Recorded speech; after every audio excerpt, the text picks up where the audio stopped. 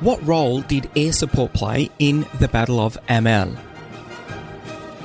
This is the Principles of War podcast, professional military education for junior officers and senior NCOs.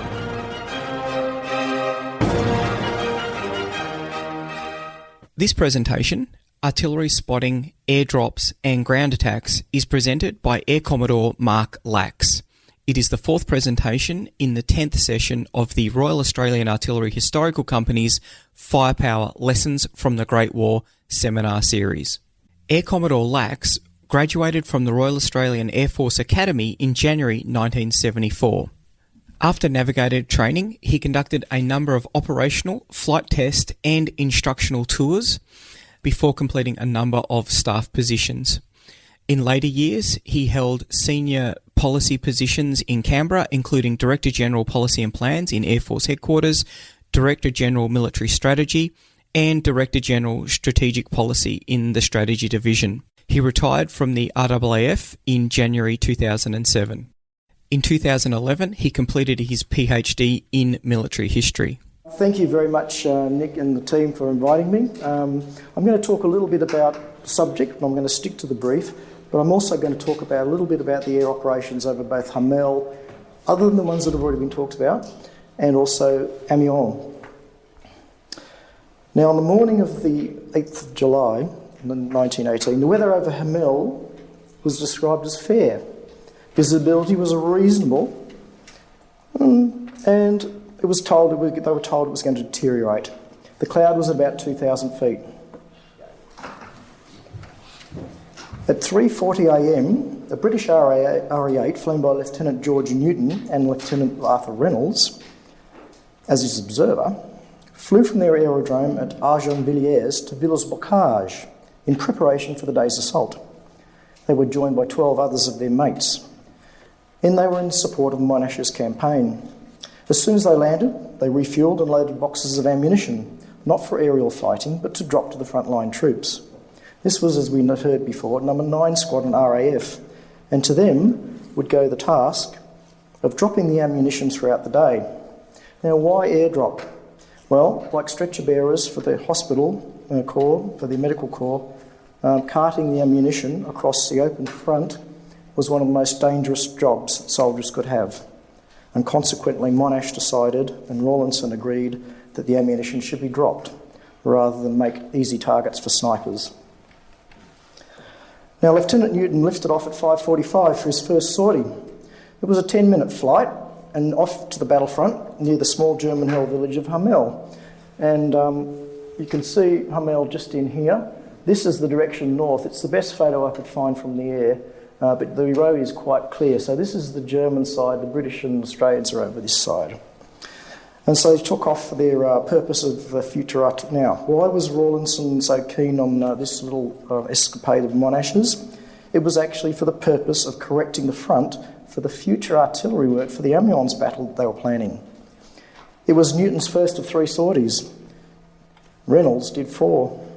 At 6 o'clock, he pulled the release handle on his 2 heavy wooden crates below, and a 14-foot parachute deployed, and it descended slowly to earth. You can see a couple of the boxes here, the crates coming down just before the line of troops. They were landing just where they needed, and thanks to an Australian design. Now, to assist Monash's troops with the attack were 60 Mark V tanks, also the artillery, of course, and air support. And that was there to provide the bombing, ground attack and ammunition resupply on a scale never seen before. To cover the noise of the tanks coming up, the RAF flew throughout the night to cover the front lines. And as well as disguise the noise, the troops in the trenches were asked to light flares along the line, something they were very loath to do. So the airmen could then plot exactly where the front line was in the trenches to help Monash with his planning for the next morning. Although a few stores and some ammunition had been dropped at the besieged town of Kut at Lamara by the Australian half flight in Mesopotamia in 1916, this was the first time ammunition was dropped in a concerted effort and probably ensured the success of the assault. Number 9 Squadron Number 9 Squadron made 51 sorties that day, dropping over 100 of these crates, each weighing about 100 pounds. They were supported by No. 3 Squadron Australian Flying Corps, who provided tactical support to the troops, and No. 8 Squadron RAF, who supported the tanks. Other RAF squadrons patrolled higher to thwart enemy aircraft, and they would have been sent to disrupt the Allied advance.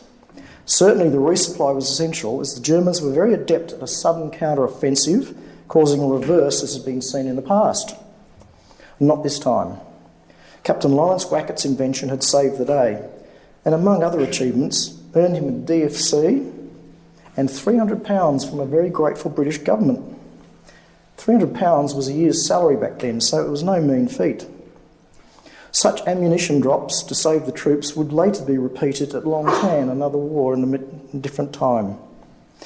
Meanwhile, 3AFC was busy with the counter-attack patrols and artillery patrols, even getting the chance to force down a couple of enemy scouts. Typical was a 10 o'clock flight of Lieutenant Gordon Hope and Lieutenant George Gamble, who were tasked to conduct an artillery spotting sortie. This is diagrammatic. It's not intended to be the correct area, but you can see it's Proyart there, somewhere there.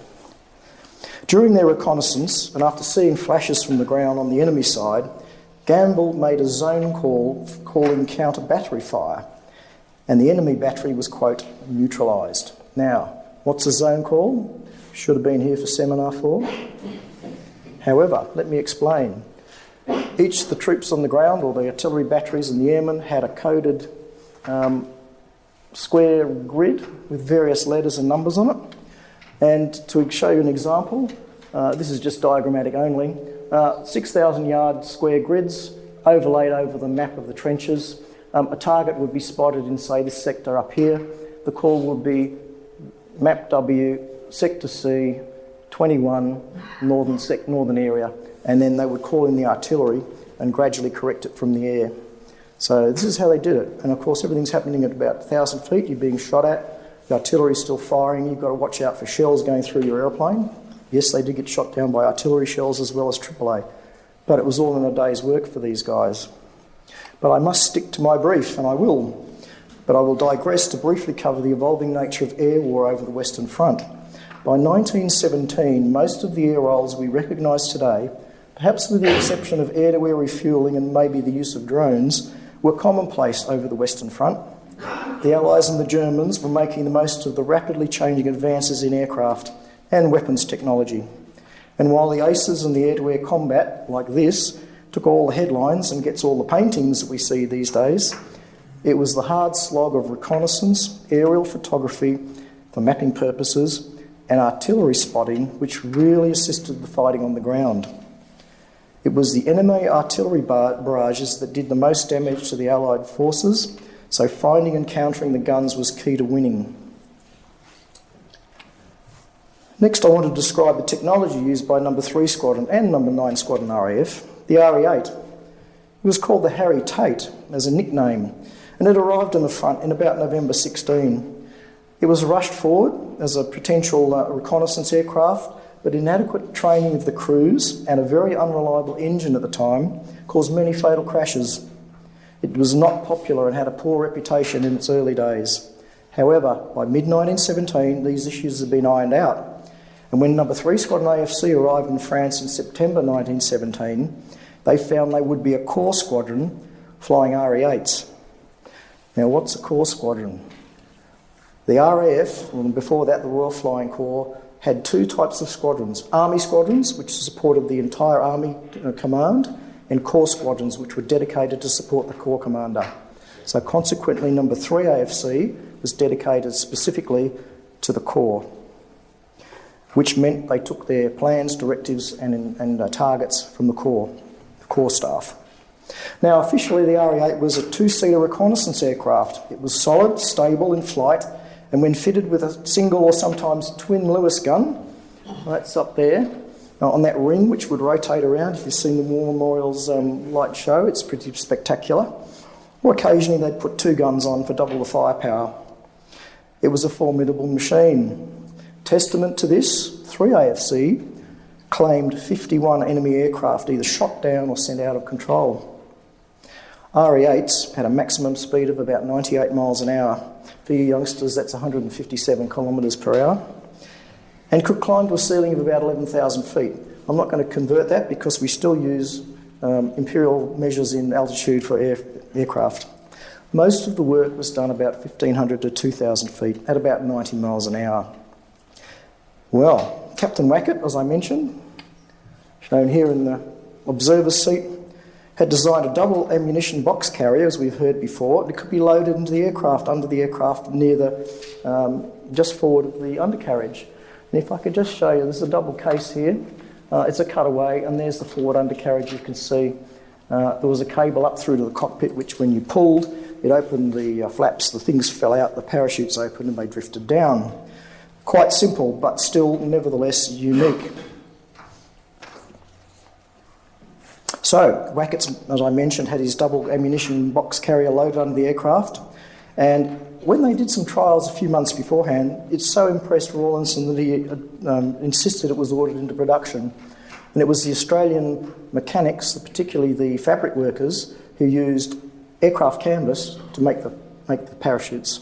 So it wasn't silk-type parachutes you might expect. It was actually old bits of aircraft canvas, which is the material most of the aircraft were used in, stitched in such a fashion that when they fell through the hole, they would pop out and the 100-pound weight would come down to the ground. Pretty clever. Right, now back to Hamel. The artillery opened up at 3 a.m, followed by the tank and infantry advance behind that creeping barrage we heard about. The squadrons undertook their assigned duties, and the 93-minute battle we know was a success. However, it was not without loss for the airmen either. 6 No. 9 Squadron aircraft were shot down, and elsewhere 20 other Allied aircraft were shot down over the front on the 4th of July. Just another fateful day in the air. Now let me turn briefly to the Amiens offensive. In preparation, the planning was also to be meticulous. The British official historian states, quote, "At daybreak, the night bomber squadrons would attack aerodromes." It's on the 4th Army front, with fighters in support. The fighter squadrons afterwards were to stand by ready to operate if the enemy appeared. The day bomber squadrons were to attack the main railway stations, junctions in the area, and in the evening to prevent reinforcements of them. The corps squadrons, such as 3 AFC and 9 Squadron, would continue their groundwork as usual. The Amiens offensive opened with over 2,000 guns at 4:20 a.m.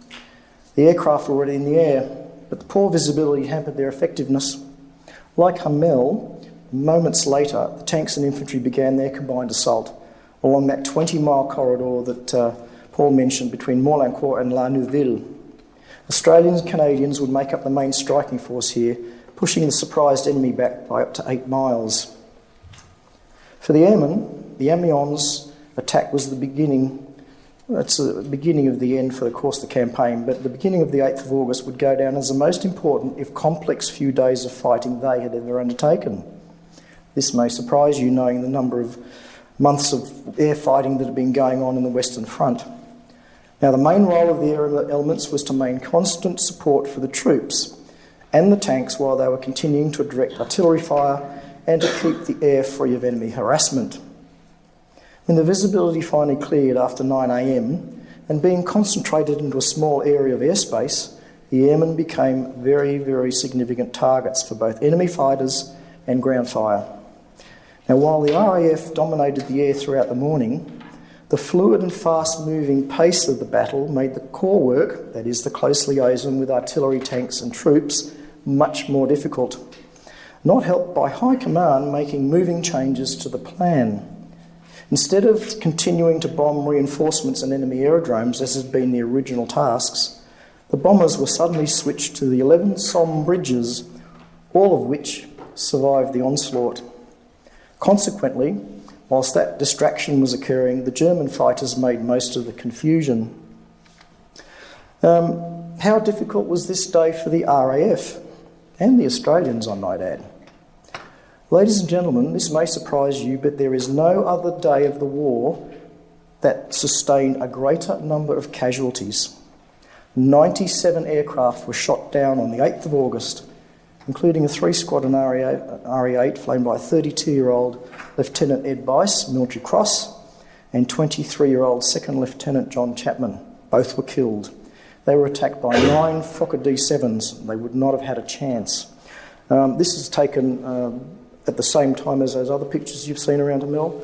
This is actually an RE8. We think it's a British one, but you can see there quite clearly the lower wings have collapsed, and therefore the lift effect is, well, there wasn't any, so the aircraft it looks like it could survive, but it did not.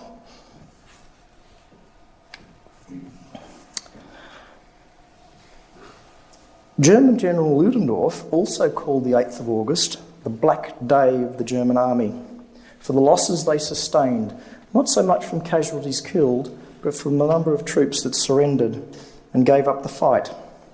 The Amiens offensive continued unabated until, Paul, as you said, was the 12th of August, when again warfare returned to a series of moving offences. Amiens, in a way, marked the end of trench warfare and the beginning of the end for Germany. Changing plans and high losses caused the RAF to lose effectiveness, and to many, the promise of air power for Amiens was thus not fulfilled. To quote Trevor Henshaw, the historian of World War I airhead casualties, quote, "As it happened before on the Western Front, to lose focus after success was a stumbling block few had been able to avoid," unquote.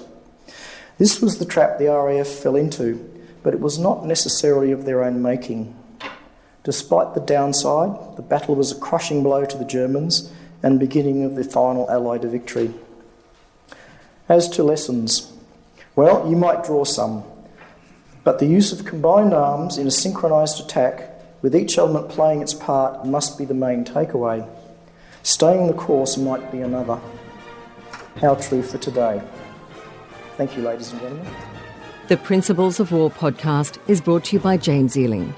The show notes for the Principles of War podcast are available at www.theprinciplesofwar.com for maps, photos and other information that didn't make it into the podcast. Follow us on Facebook or tweet us at Surprise Podcast. If you've enjoyed this podcast, please leave a review on iTunes and tag a mate in on one of our episodes. All opinions expressed by individuals are those of those individuals and not of any organisation.